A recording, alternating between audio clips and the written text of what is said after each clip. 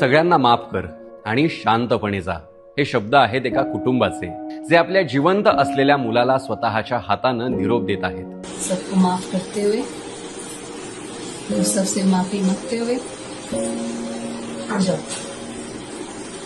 ठीक है. 13 वर्ष, हो तब्बल 13 वर्ष हरीश राणा कोमामध्ये होता. ना संवाद ना हालचाल, फक्त श्वास चालू होता.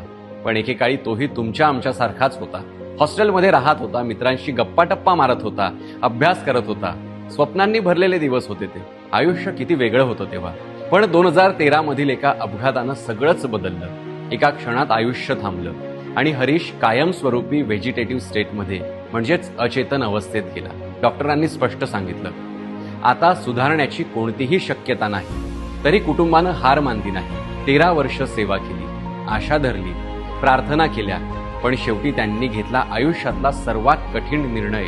तो निर्णय होता सुप्रीम कोर्टात याचिका दाखल करण्याचा. आणि 2026 मध्ये इतिहास घडला. कोर्टानं त्याला इच्छामृत्यू मंजूर केला, म्हणजे जीवनरक्षक यंत्रणा काढण्याची परवानगी देण्यात आली.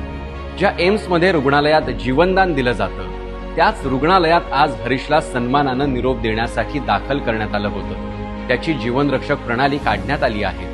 पुढील 7 ते 8 दिवसात तो शांतपणे या जगाचा निरोप घेईल आणि त्याला वेदनाविरहित सन्मानानं मृत्यू मिळावा, यासाठी एम्समधील डॉक्टरांची टीम अत्यंत संवेदनशीलपणे आणि लक्षपूर्वक काम करत आहे.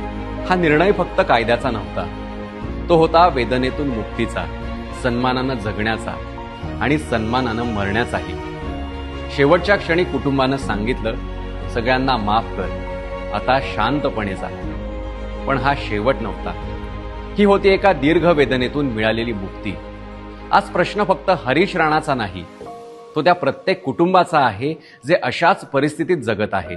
मानवी भावभावनांपासून दूर असलेल्या कायद्यानं हरीशची वेदना जाणून घेतली.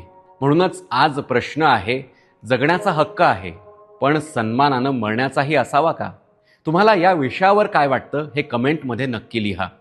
आणि ऐका 88.4 मेगाहर्ट्झवर रेडिओ कर्मवीर. आता थांबायचं नाही.